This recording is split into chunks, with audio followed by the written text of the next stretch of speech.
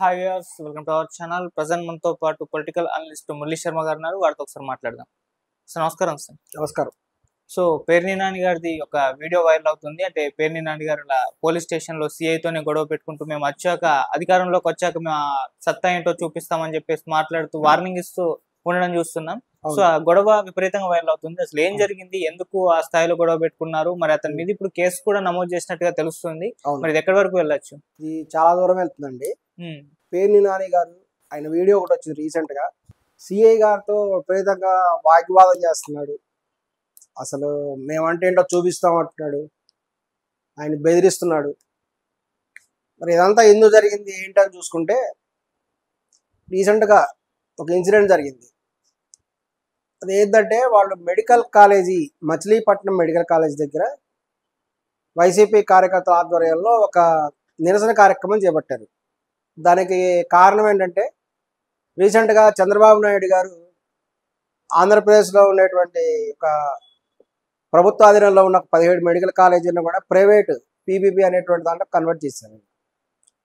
జగన్మోహన్ రెడ్డి గారు ఏమో ప్రభుత్వ మెడికల్ కాలేజీకి నిర్ణయిస్తే వాటిని ఇప్పుడు చంద్రబాబు నాయుడు గారు ప్రభుత్వ ప్రైవేటు భాగస్వామ్యాల్లోకి మార్చారు. ఆయన మారడం వల్ల ఏంటంటే ఇదివరకు ప్రభుత్వ మెడికల్ కాలేజ్ అంటే అందరికీ తెలిసిన విషయమే, మంచి ర్యాంకు రావాలి, ఫీజు చాలా తక్కువ ఉంటుంది.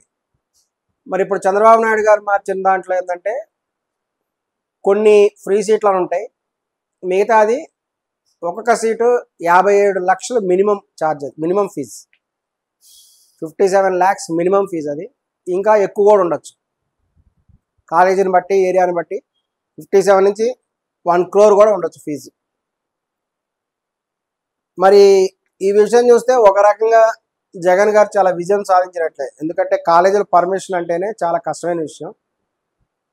ఆంధ్రప్రదేశ్లో ఇప్పుడంటే ఆంధ్రప్రదేశ్ కాదు, ఈ ఆంధ్రప్రదేశ్ కాదు, విశాలమైన ఆంధ్రప్రదేశ్ అంటే ఆంధ్రప్రదేశ్ తెలంగాణ కలిసి ఉన్నటువంటి టైంలో కూడా అనేక మంది ముఖ్యమంత్రులు ప్రయత్నం చేశారు మెడికల్ కాలేజీ రావడానికి, కానీ కుదరలేదు.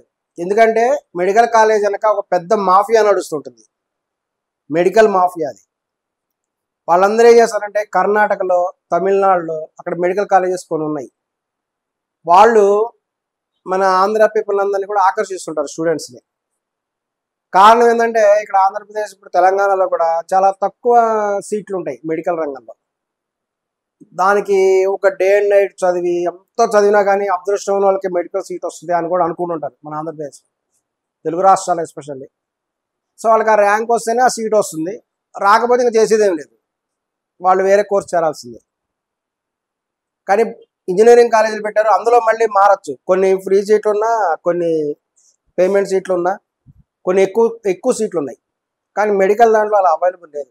వీళ్ళు కనుక ఇటు సైడ్ వెళ్తే కర్ణాటకలో ₹1,00,00,000 నుంచి 5 కోట్ల వరకు డొనేషన్ తీసుకునే కాలేజెస్ కూడా ఉన్నాయి. ఈ విధంగా మెడికల్ సీట్ అనేది ఒక పెద్ద ₹1,00,00,000తో కూడినటువంటి మెడికల్ దందా ఇది యాక్చువల్గా. అందువల్ల ఏంది, ఆంధ్రప్రదేశ్ వాళ్ళు ఎప్పుడు మెడికల్ కాలేజీలు పెడదామన్నా కర్ణాటక వాళ్ళు వెళ్ళిపోతారు సెంట్రల్ గవర్నమెంట్ దగ్గరికి, సూట్ కేసులు తీసుకొని పోతారు.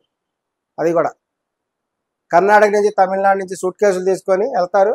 Andhra Pradesh medical college రానియరు. ఎందుకంటే ఇక్కడ మెడికల్ కాలేజ్ పెట్టారు అనుకోండి, ఇంక కర్ణాటక ఎవరు వెళ్ళరు కదా, ఇక్కడే చేస్తారు. ఇక చివరికి కొంతమంది ఏం చేశారు, ₹1,00,00,000 పెట్టలేక ఉక్రెయిన్, చైనా అటువంటి చోటికి పోతారు. అక్కడే తక్కువ అంట. ఆశ్చర్యం చూడండి, ఒక కర్ణాటకలో మెడికల్ కాలేజ్ చదవటం కంటే ఒక ఉక్రెయిన్లో మెడికల్ కాలేజ్ తక్కువ ఫీజు అవుతుంది, తక్కువ ఖర్చు అవుతుంది. చైనాలో చదివి తక్కువ ఖర్చు అవుతుంది.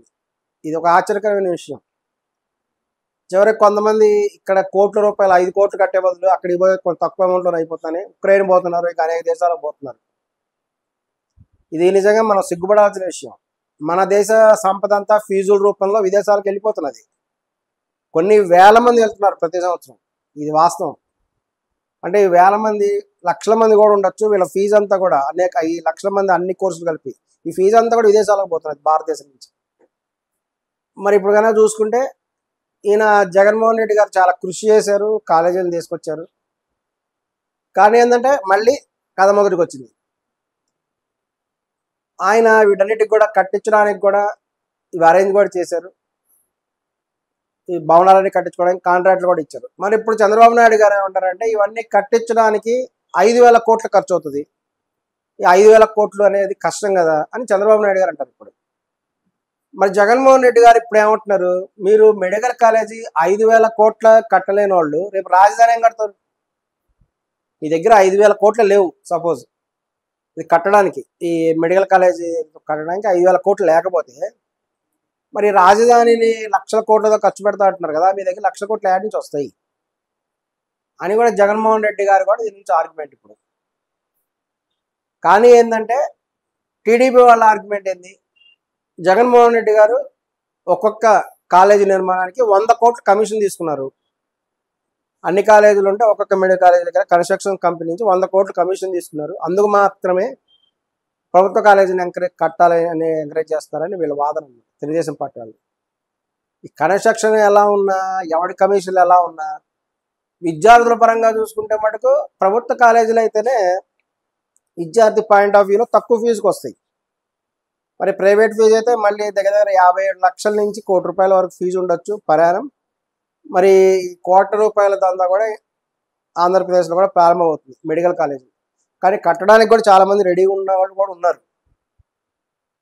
మరి ఇటువంటి పరిస్థితుల్లో వీటన్నిటిని కూడా వైఎస్ఆర్ కాంగ్రెస్ పార్టీ అడ్డుకుంది ఇప్పుడు. ఇక మచిలీపట్నం దగ్గర ఇక మెడికల్ కాలేజీ వాటికి సంబంధించిన భూముల దగ్గర వీళ్ళంతా ధర్నా చేయాలని నిశ్చయించుకున్నారు. పేరు నాని వాళ్ళందరూ, వాళ్ళ బ్యాచ్, అక్కడ వాళ్ళందరూ వాళ్ళ కార్యకర్తలు. కానీ పోలీసులు దాన్ని అడ్డుకున్నారు. మరి ఇది నిజంగా ఒక దురదృష్టకరమైన విషయం. ఎందుకంటే భారతదేశంలో ప్రజాస్వామ్యం ఉంది, స్వేచ్ఛగా వాళ్ళ యొక్క అభిప్రాయం తెలిపేటువంటి అధికారం అందరికీ ఉంది, శాంతియుతంగా కూడా చేయొచ్చు. కానీ అడ్డుకోవడం అనేది నిజంగా కూడా ఒక దురదృష్టకరమైన విషయమే. ఇది సహజంగా జరుగుతుంది. ఈ మధ్య గమనించినట్లయితే ఏదో ఒక మీటింగ్ అని ఎవరో పెడతారు, ఒక ర్యాలీ అని పెడతారు, వెంటనే వాటికి పర్మిషన్ ఇవ్వరు. మరి ఇవ్వబోతే వీళ్ళు ఎలా జరుపుకోవాలి?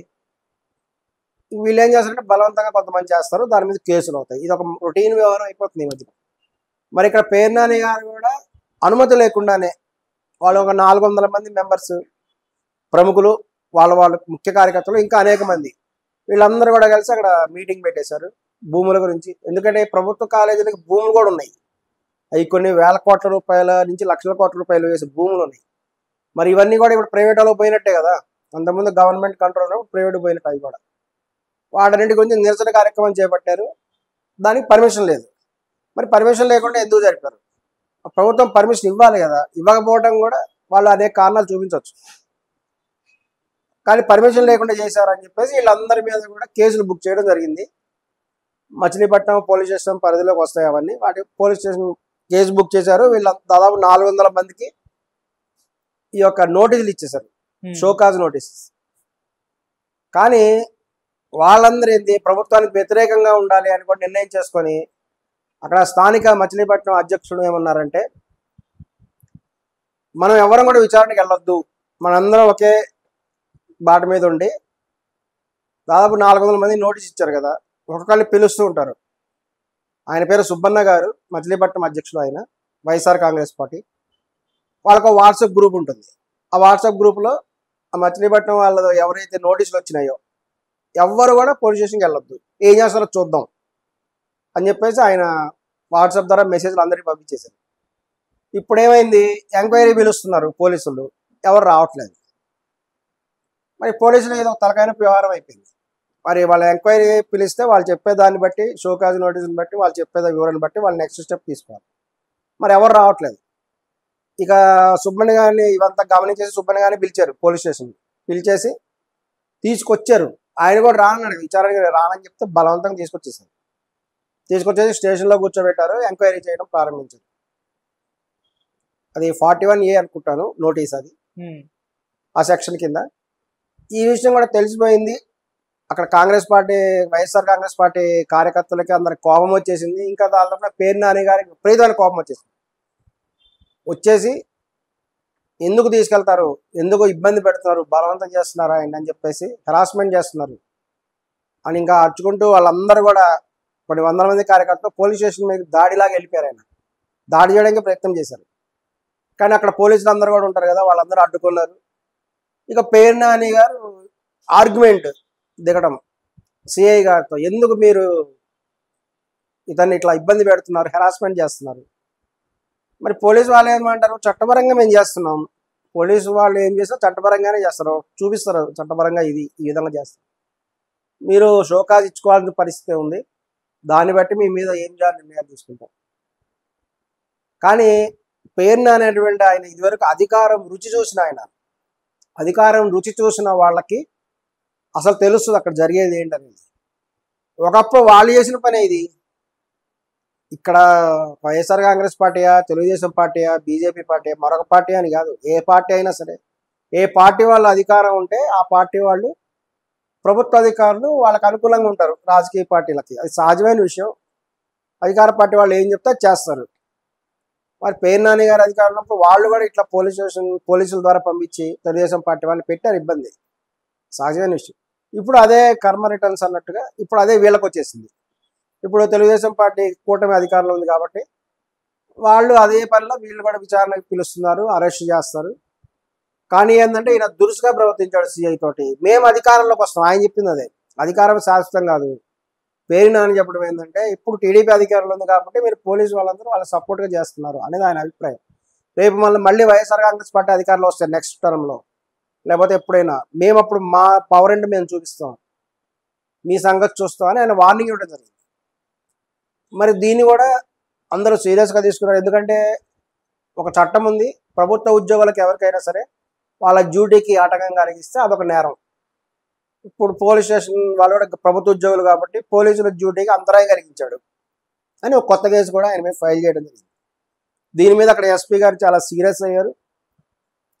వీలైతే పేర్ని నానిని అరెస్ట్ చేసే అవకాశం కూడా ఉంది. త్వరలోనే పేర్ని నాని గారిని అరెస్ట్ చేస్తారు. అరెస్ట్ చేసి కొంతకాలం తిండి రుచి చూపెట్టేటువంటి అవకాశం కూడా ఉంది.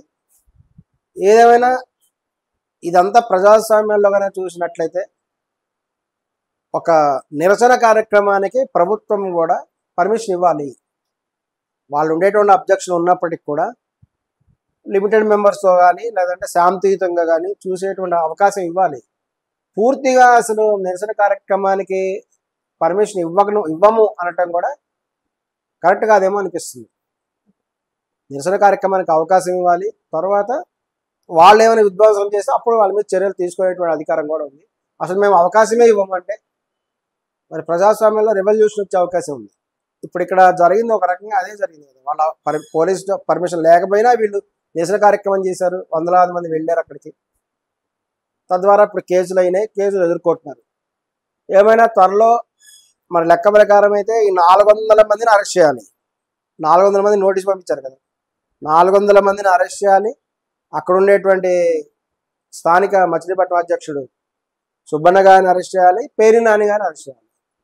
ఈ 402 మందిని అరెస్ట్ చేయాలి. మరి త్వరలో ఏం జరుగుతుందో, పేర్ని నాని గారు అరెస్ట్ అవుతారు లేదనేది కూడా చూద్దాం. Okay sir, thank you sir.